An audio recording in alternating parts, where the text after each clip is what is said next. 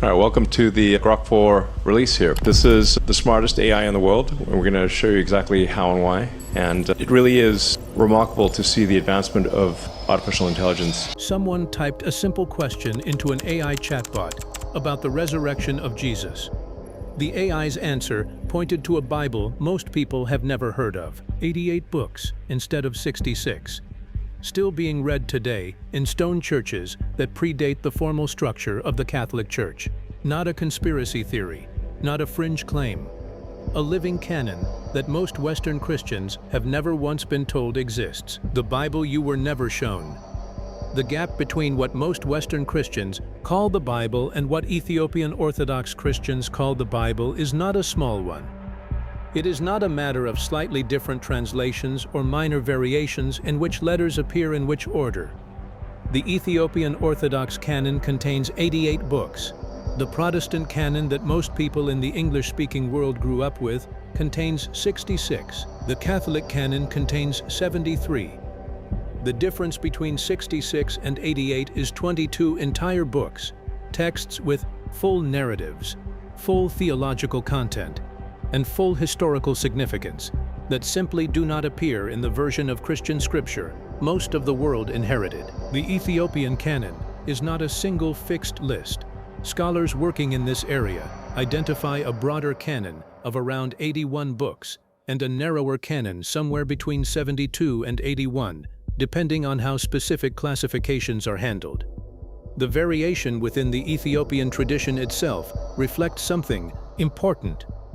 These are living texts being used in a living religious community, not museum pieces frozen in a single official configuration decided at a single historical moment. The standout texts in the books that the Ethiopian canon includes and the Western canon does not are not obscure. The Book of Enoch is one of the most widely discussed texts in academic biblical scholarship. The Book of Jubilees, a detailed retelling of material from Genesis and Exodus, was circulating widely among Jewish communities in the centuries before and during Jesus' life.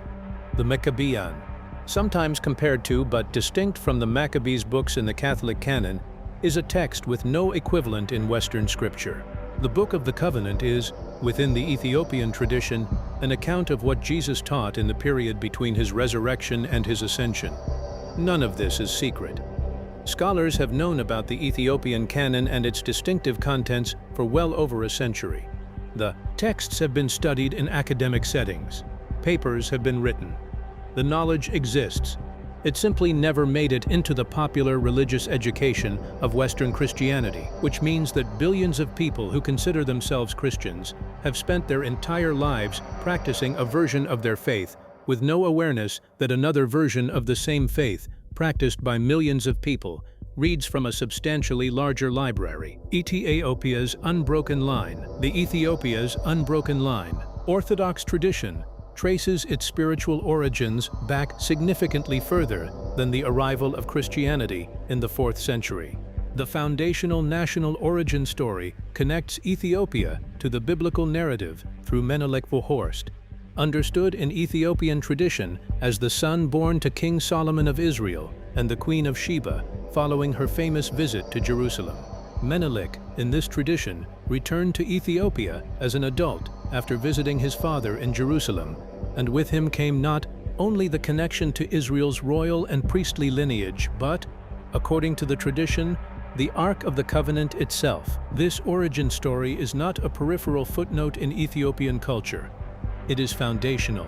It shapes how the Ethiopian Church understands its own place in sacred history and why the tradition considers Ethiopia to be connected to the oldest threads of biblical faith in a way that is not derivative of Rome or Constantinople. Christianity arrived in Ethiopia in the 4th century through a specific historical event. A young man named Frumentius, shipwrecked and brought to the court of the Aksumite kingdom, eventually became a significant figure in the king's administration and worked to establish a Christian community in the region. He later traveled to Alexandria and was consecrated as the first bishop of Ethiopia by Athanasius of Alexandria, the same Athanasius whose Easter letter in 367 AD would become one of the key documents in the history of the Western New Testament canon. King Ezana of Aksum converted to Christianity and made it the official religion of the kingdom, making Ethiopia one of the earliest nations in the world to adopt Christianity as a state religion. The 6th century Byzantine merchant and writer Cosmas Indicopleust, who traveled extensively in the region, documented Aksum as a functioning and sophisticated Christian civilization, providing external historical confirmation that what the Ethiopian tradition describes about its early Christian development was real. The Aksumite kingdom was not a peripheral backwater. It was a significant civilization with trade connections across the Red Sea and Indian Ocean world. The mountains and distance that characterize the Ethiopian landscape did something important for the tradition that developed there. They kept Ethiopia largely outside the direct political and doctrinal reach of Rome. The church councils that shaped Western Christianity, the debates about doctrine and canon that absorbed the Roman Church and the churches under its influence, were taking place in cities that were geographically and politically far from the Ethiopian highlands. The Ethiopian Church received its Christian tradition through Alexandria and developed it in relative independence from the politics of the Western and Eastern Roman empires. Ethiopia is also one of the only nations on the African continent that was never colonized by a European power. The attempted Italian invasion at the end of the 19th century ended in Ethiopian victory at the Battle of Adwa in 1896, a defeat of a European colonial power by an African nation that was extraordinary at the time. This matters for the cultural and religious tradition because colonization, wherever it occurred, brought pressure to adopt the colonizers' religious practices and canons. Ethiopia's independence from that process meant its church was never pressured to align its canon with the Western one. The monks, who never stopped. Ge'ez is an ancient Semitic language that is the liturgical and scriptural language of the Ethiopian Orthodox Church. It is related to modern Ethiopian languages, including Amharic and Tigrinya, but is distinct from both, in the same way that Latin is related to, but distinct from modern Italian or French. Ge'ez is not a spoken vernacular. It is a liturgical language maintained specifically for worship and scripture in the way that Hebrew functioned in Jewish liturgy long after it ceased to be a common spoken language. Very few people in the world today read Ge'ez with sufficient fluency to work directly with the manuscripts, which means that the majority of what those manuscripts contain remains inaccessible to most of the world's population.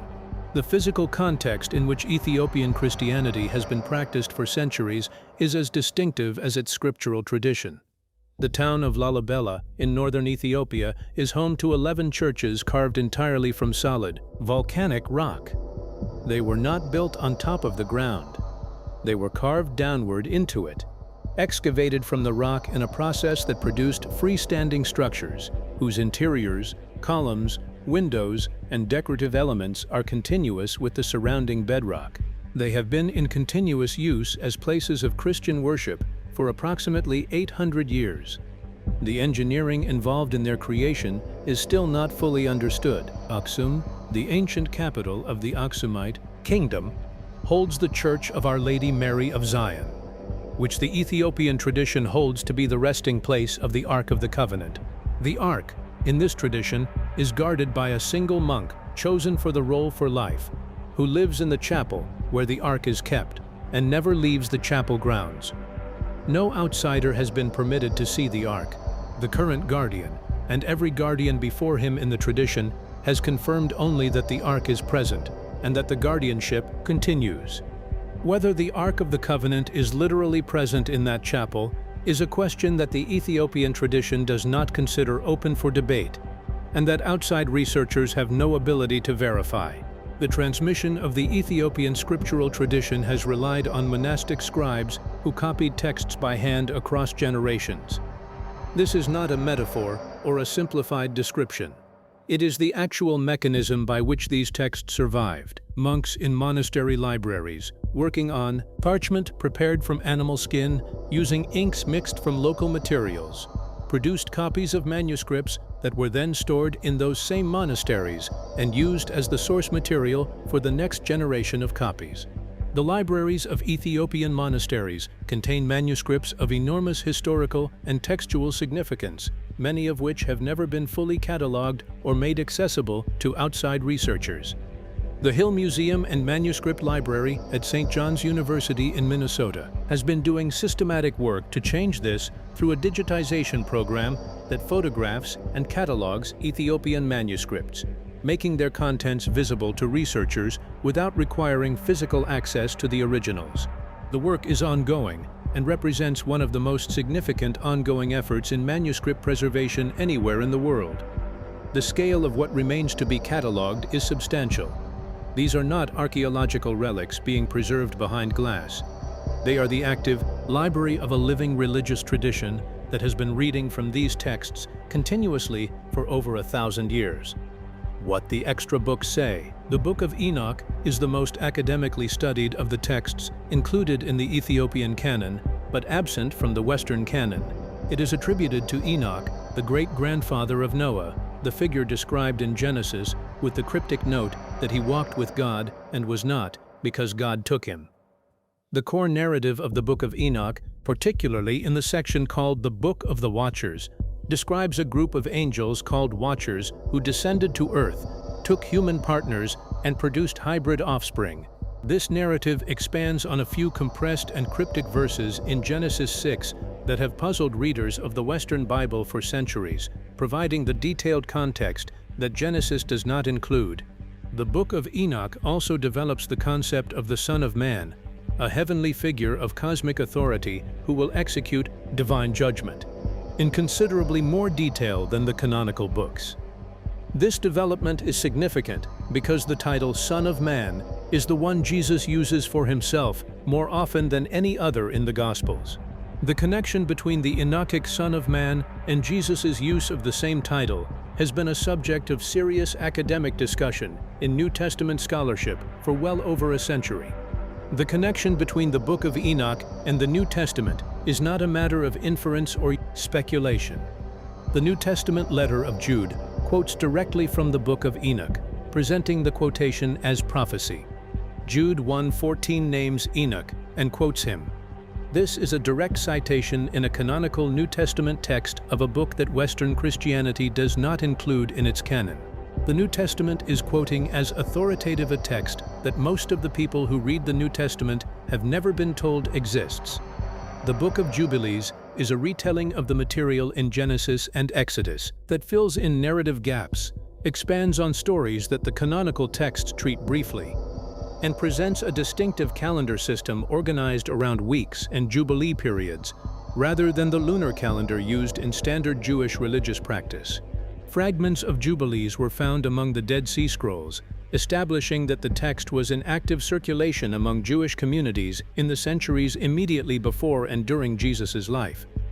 It was not a fringe document, it was mainstream. The Book of the Covenant holds a specific place in Ethiopian tradition as an account of the teaching that Jesus gave to his disciples in the period between the resurrection and the ascension, a period of 40 days described briefly in the canonical Acts of the Apostles. The Ethiopian tradition treats the Book of the Covenant as the record of what was taught during those 40 days. Whatever position a reader takes on the historical status of that claim, the content of the book represents a substantial expansion on what the canonical accounts provide for that period. Why the West never got these books. One of the most common claims about the Ethiopian Bible is that the Council of Nicaea in 325 AD removed many books from the Bible. That story appears in countless videos, social media posts, and articles. It sounds dramatic, but historians agree it is not what happened. The truth is actually much more interesting because it shows how the Bible developed over centuries, rather than through a single meeting or secret decision. The Council of Nicaea was called by the Roman Emperor Constantine to deal with a major disagreement inside the Christian Church. The main issue was the teaching of Arius, who argued that Jesus was not fully equal with God the Father. Church leaders gathered to settle this dispute, and the result was the Nicene Creed, a statement explaining Christian belief about the nature of Christ. The council discussed theology, not the contents of the Bible. There was no vote to remove books. no official list of biblical writings, and no secret collection of books hidden from the public. The idea that Nicaea decided the biblical canon is a modern myth. Historical records from the council contain no evidence that the bishops debated which books belonged in Scripture. If such an important decision had taken place, historians would expect to find detailed records of it, but none exist.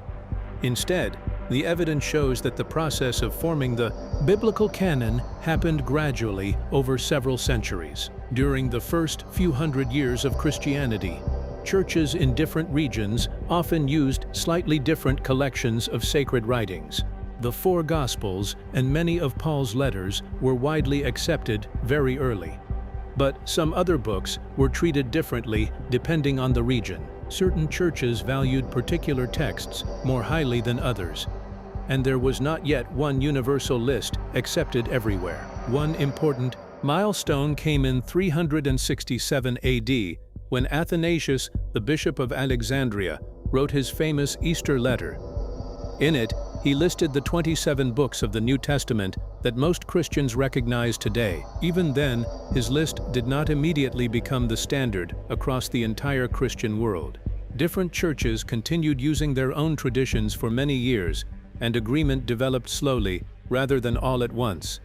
Regional councils later supported similar lists, but complete unity took centuries and was never perfectly uniform. This gradual development helps explain why the Ethiopian Bible is different.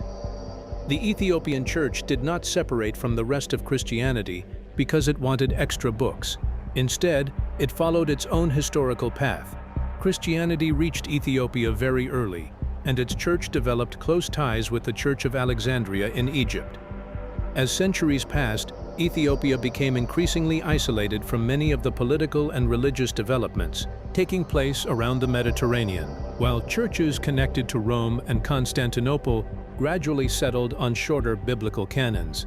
The Ethiopian Church continued preserving many of the writings that had long been respected in its own tradition. Because it was not deeply involved in the same church councils, political debates, and regional discussions, it did not adopt every change that became common elsewhere. That is the key difference. The Ethiopian canon grew in a different direction because of history and geography, not because someone removed books from everyone else's Bible. The books found in the Ethiopian canon were known in the ancient Christian world. Some communities considered them scripture, others viewed them as valuable religious writings, and still others chose not to include them in their official canon.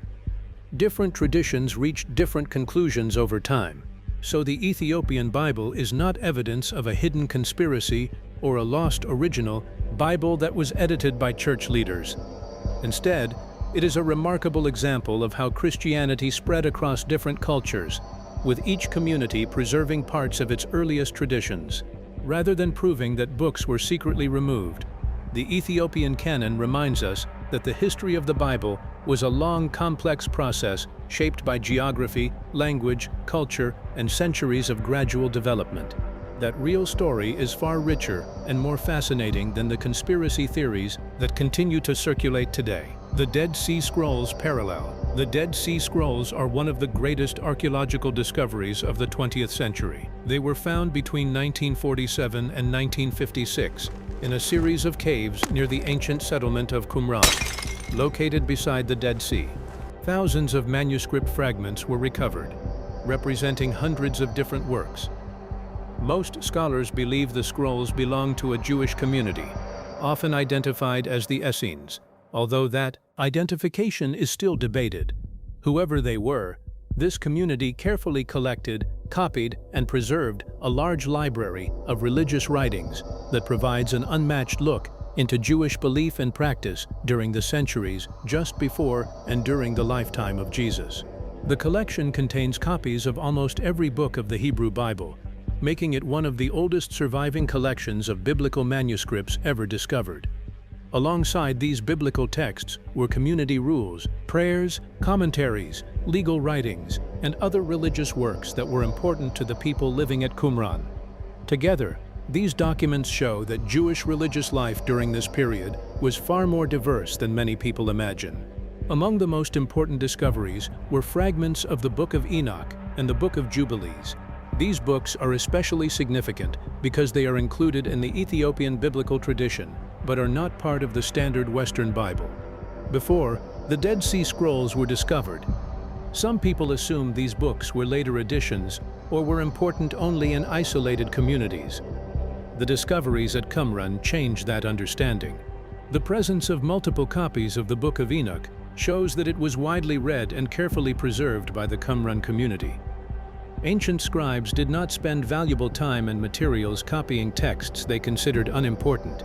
The fact that Enoch appears in several manuscripts strongly suggests it held a respected place in their religious life. Fragments of the Book of Jubilees were also found, showing that it too was copied, studied, and valued among Jewish groups living in the land of Israel before the rise of Christianity. These discoveries reveal an important historical fact. The books preserved in the Ethiopian canon were not unique to Ethiopia, nor were they obscure writings known only to distant communities.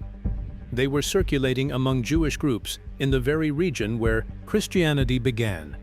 They formed part of the wider religious world in which Jesus, his followers, and the earliest Christians lived. This does not mean every Jewish group accepted Enoch or Jubilees as scripture. Different communities held different views about many religious writings.